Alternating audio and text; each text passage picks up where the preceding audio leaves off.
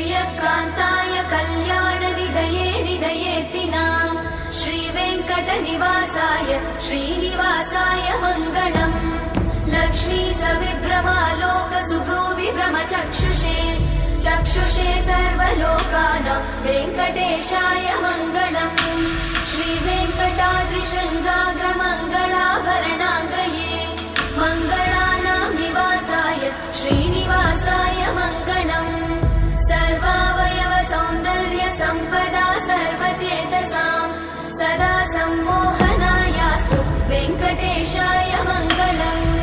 नित्याय निरवध्याय सत्यानन्दचिदात्मने सर्वान्तरात्मने श्रीमद् वेङ्कटेशाय मङ्गलम् स्वतः सर्वविदे सर्वशक्तये सर्वशेषिने सुलभाय सुशीलाय वेङ्कटेशाय मङ्गलम्।